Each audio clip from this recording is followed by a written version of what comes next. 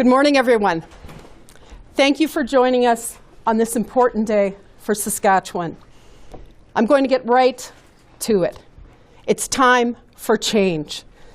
I've been hearing that from people right across this province lately, and I'm here to say to them and to all Saskatchewan people, my name is Carla Beck, and I'm running to be your Premier.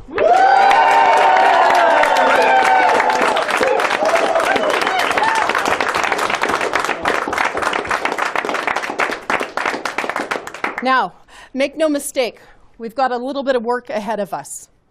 But I've never been afraid of hard work, especially when the stakes are so high. The Saskatchewan that I grew up in was a place where people looked out for each other. On the farm, we relied on our neighbors, and our neighbors relied on us. Ours is a province where people set aside differences to dig in and get things done. And in Saskatchewan, we do get things done. We have a proud history of rolling up our sleeves and delivering results. That's how we became leaders in human rights, in labor rights, innovators, risk takers, trailblazers, with the work ethic to make it happen. It's how we built our crowns to deliver the services that people need in every corner of this province. And of course, it's how we led the entire continent, bringing in Medicare for all. We have a proud history in this province and in this party of punching well above our weight on front after front. But friends, under Scott Moe and the Sass Party, they've taken us from leaders to laggards on issue after issue. Saskatchewan is in last place in education, last place in healthcare, and second last when it comes to the economy.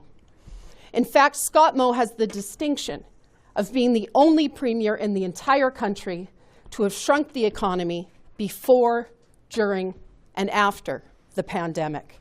That is his record. But it doesn't have to be this way. You deserve better. Ours is a province full of opportunity. And while Scott Moe is focused on division and distracting from his own record, it's that opportunity and that hope for a better future that we are focused on. A future where you can get the health care when and where you need it, where you don't have to drive out of the province or pay out of pocket to get it, where we respect healthcare workers as partners and not as an afterthought. We're working for a future where families can afford to put food on the table, keep a roof over their head, buy clothes for their kids, and maybe even save for that family vacation now and then. Where every child has that chance at a bright future that we all want for our kids, with a strong economy and safe communities to grow up in. With quality education where teachers and healthcare workers are respected as the professionals that they are. And I'll tell you what, if we're going to put up billboards, it'll be to thank them, not to vilify them. That is what I see in our future. Now, I know that Scott Moe and the Sass Party are going to tell you that it can't be done, but that's a choice. That's their choice. Make no mistake, we're in last place in education, in healthcare, in the cost of living because Scott Moe and the Sass Party put us there. And he's going to try to tell you that everything is just fine. But I ask the people of this province, all of you, are you better off than you were 6 years ago? Scott Moe has refused to offer Saskatchewan families relief. He hiked power bills, jacked up fees, and raised taxes while people in this province were already struggling. And he expanded the PST to include things like children's clothing. Children's clothing is not a luxury. But you know what is? His $1 million trip to Dubai. It's time in this province for a leader that will park the limos and step up to the plate. And that's exactly what I intend to do.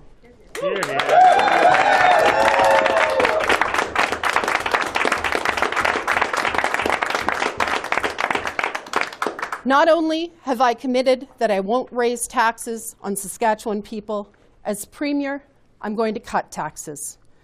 And when it comes to how we're going to pay for it, I'll let you in on a little secret. Saskatchewan does not have a revenue problem. Saskatchewan has a management problem, a mismanagement problem. After 17 years, these guys are content to let Saskatchewan fall further and further behind, and they have clearly stopped listening to the people that they are supposed to serve. The truth is, what we can't afford in this province is another 4 years of corruption and waste from the Sask Party. We know that this election, Saskatchewan people are counting on us to deliver change, and I have just the team to do it. I want to tell you just one story, a recent story from the doorsteps. We were out door knocking in Regina University, and we saw a blue van pull by, flip a U-ey, and come back to us. And I saw the passenger jump out and march straight to us. And I wasn't sure what we were in for. And as this man got closer, I could see that he had tears in his eyes. And he stopped to tell us that his wife was a teacher. And even though it was just the first week, she was already exhausted. And he looked at us and he said, I am so glad, so encouraged to see you out here and how hard you're working. But what I remember most is what he said to me before he left. He looked me straight in the eye and he said, just keep going. I will. And I know we all will. I promise him and I promise all people in this province, we are going to work so damn hard. We will deliver the message to Saskatchewan people that there is a better way and that we don't have to settle for last place. And this election, you can vote for change. In a month's time, it will be the honor of this farm kid's life to serve as your Premier.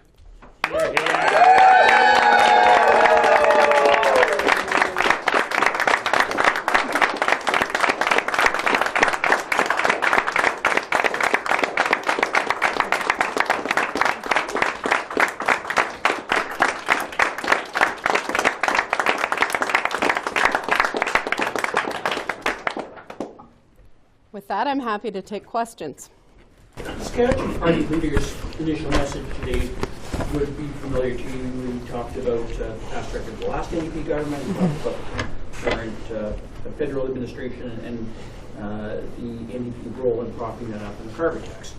What is your message to voters who might be paying particular attention to that message that obviously the Sask Party still sees as effective? Yeah. My message is this, and I said it in my opening remarks.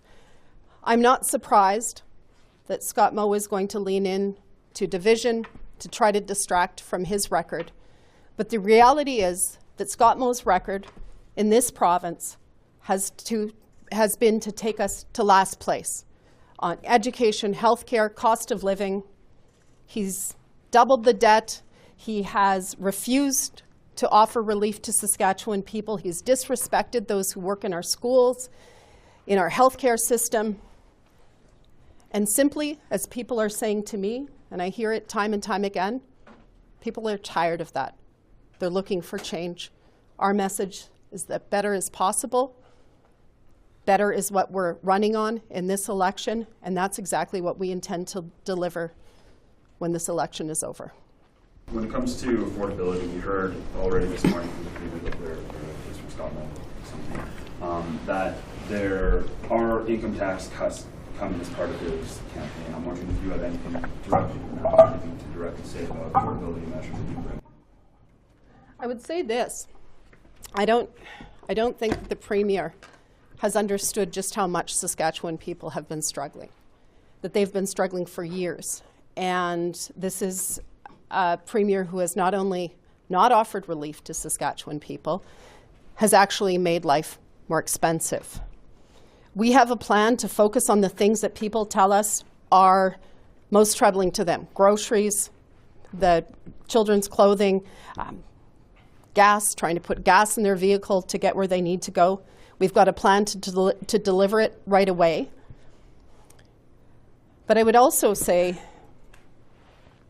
Saskatchewan people need a government that will work for all people in this province and will work right across their mandate, right throughout their mandate, not just come in on the eve of an election and offer what they should have delivered 2 years ago while people were struggling. Absolutely. You've made a lot of promises that are going to cost a lot of money over the next 4 years. How do you plan to pay for that? Are you going to put out like a costed platform with the numbers? Absolutely. We are proud of the plan that we are going to put forward. It's fully costed, and those details will be coming shortly. As I said in my opening remarks, the problem in this province is not revenue. The problem is mismanagement. The problem is a government that refuses to invest in the things that people are consistently telling them are most important to them. Healthcare, education, the cost of living, ensuring safer communities. The government's record speaks clearly for itself. People can see it in their communities. People can feel it in their own personal finances. We need a government that is going to work with the people of the province to ensure that we're getting best value when we're spending those taxpayer dollars, and that can deliver results. Not just a government that makes promises at election time and does the opposite. We've seen this time and time again from this government. It's time for change. You respond to $4 billion as Louise's question that the government has already costed in terms of your election promises. Do you find that figure accurate? Is it accurate? How will the budget adjustments be made? The first thing that they're off by a bit, but close. But this is a government who I wouldn't trust necessarily their calculator. They've had a lot of trouble balancing their own budget. Scott Moe has doubled the debt, has created more debt in this province than any other premier in the shortest period of time, and still managed to underfund and take us to last place on education and healthcare and delivering relief. This is a government that has already spent $2 billion above what it budgeted in its last budget. As I said, our plan is fully costed. We are confident in those numbers. We will release it shortly, but we're also confident that what we're putting forward is a plan to effectively address the concerns that Saskatchewan people tell us are most important to them. What number are you citing for the costing to date then if they're off by a bit? I'm slightly under $4 billion, but as I said, we'll make sure that you have all of those details and opportunity to ask us questions. I'm slightly under 6 feet. Me too. If pressed, I think 3.5, but again, we're talking over 4 years, investing in the things that, frankly, need that investment. Our kids' classrooms, where they don't get a chance at getting their education. Investing, not just investing in healthcare, but working with healthcare workers to ensure that we preserve what people in this province and right across this country value. That is our public healthcare system. It can be done. As I said, the problem is not revenue in this province. The problem is mismanagement and a lack of effectiveness from a very tired and out of touch government that has stopped listening to people. How and when do you plan to balance the budget should you guys form? The plan is for balance by the end of 4 years. And to focus a bit back on affordability, and I'm sure you've been asked similar questions to this in the past, but you made promises around relieving the gas tax temporarily. The Sask Party has kind of rebutted that, saying, well, then we can't pay for the roads if we do that. So what's your plan for the roads that if we were to cut the gas tax? There is no plan to stop investing in roads. In fact, we've announced some places where roads desperately need some improvements.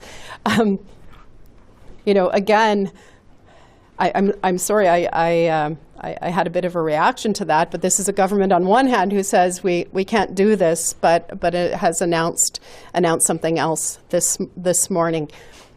You know, this government's record speaks for itself, both in terms of their ability to balance a budget, but also in terms of their ability to effectively manage public health care, public education, provide relief, provide an effective strategy to reduce crime and address the determinants of crime in this province.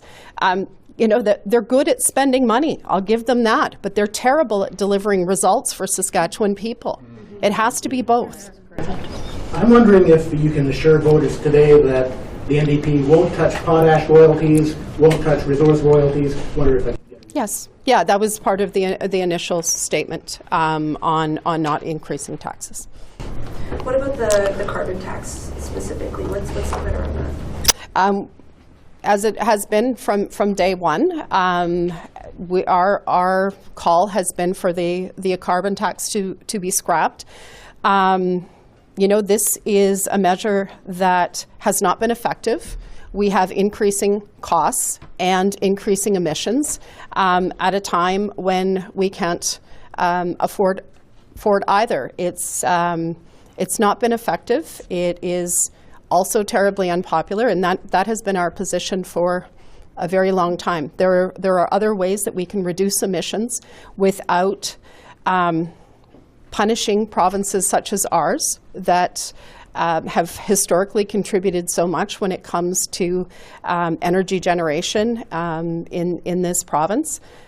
There's a way to, again, be more effective, but we don't see a government that's looking for solutions. They look for fights. They don't often deliver, and Saskatchewan people are left dealing with the impact of how ineffective they have been on front after front. When it comes to something like the Baker irrigation project, I know we're talking about a lot of the spending, but I'm wondering what the future of that project looks like. You know, as with any project, big or small, but especially any project that is looking or proposes billions of dollars of investment, we need to ensure that you know, we're doing our due diligence on it, that there's a return on that investment, that there's proper planning, that there's transparency, that people have the opportunity to express, you know, where their concerns or questions might be. That's what people expect when you're spending billions of dollars.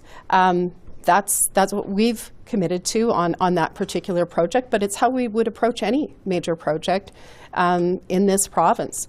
Two things that I don't see this government doing consistently: listening to those who are most impacted or who are on the front lines or you know, who might have expertise in an area, and being transparent with the people of this province about their spending decisions, about so many of their decisions. Again, you know, in rooms big and small, people that you might not expect or we traditionally haven't heard from, we're hearing from people that this is a government that simply isn't listening. They're making so many decisions in small rooms, in Regina, in the legislature, without input from Saskatchewan people.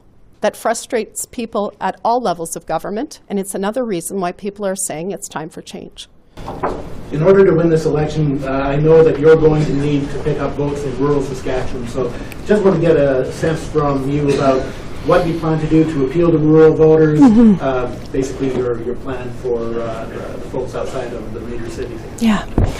Not only do we need votes and support in all areas of the province, what we're proposing is to be a government for all people in this province, in all areas of this province. One of the first things that we did, and we've been doing this for years, is to do the first step. Go out and listen to the people of this province. Seek to understand not only where their concerns are, but the solutions that they would like to see, the things that they would like to see prioritized by their government. it's been pretty consistent in every area of the province. People are concerned about the lack of health care. And in fact, rural health care has been impacted the most in many ways by the failures of this government in health care. 21% of nurses in this province, rural nurses, are no longer practicing. Those closures when people drive up to their ER needing care, those pieces of paper saying, sorry, this ER is closed, most often that happens in rural Saskatchewan. 40,000 jobs we've lost in rural Saskatchewan. The list goes on and on. Rural schools are not being funded properly, just as in urban centers. Focusing on those things, finding that common ground, the things that all people in this province value, is how we've seen growth right across the province. I know I've heard from candidates who have been door knocking in rural Saskatchewan, who did that previously. Something's different out there now. People are looking for change. It's not just in the cities. It's right across the province. I think people in this province are very practical. They want to see governments that make decisions in the best interests of the people of the province, not just in their own political best interests. They want to see the governments be effective in how they spend tax dollars. They want governments that will listen. That's what we're proposing. There are solutions to be found here. We're going to do that with the people of this province. As I said, our platform we're very proud of. People are going to recognize themselves in it because it has been built with the input, with those concerns, with those dreams of the people of Saskatchewan. And I can't wait to continue to take that message right across the province. Is that plan of attack different than what the NDP's done in the past? I imagine that you've been door knocking in rural areas before.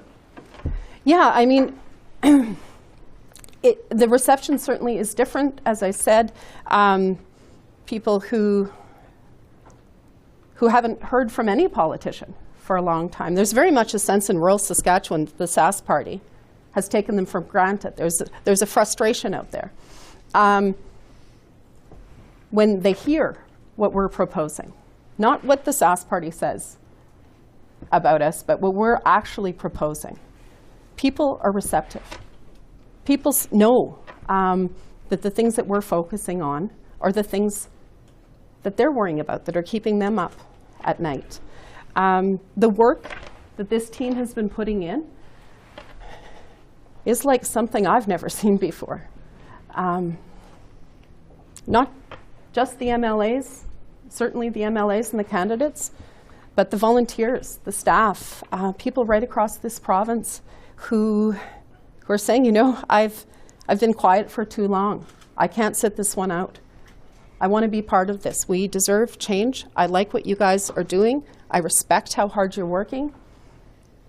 I think you can deliver the change that Saskatchewan people are looking for. I wouldn't bet against this team. Do you have any thoughts, the countdown is on to election day now, do you have any thoughts on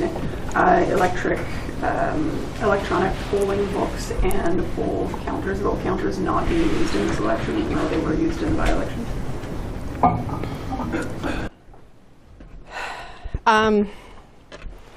It's not something I've given a lot of thought to, honestly, for a long time. But I will see this broadly. People in this province are pretty practical. They are not afraid of change. That decision has been made in this election. We've got a plan to move ahead. It's not something I'm going to be bringing up in the election, but it was a choice that was made. Again, we're focused on the future. We're focused on this election. The government has made a lot of choices that I'm going to set aside just to focus on the things that are in front of us right now. Any last questions? Okay, let's hear it for Carla Beck.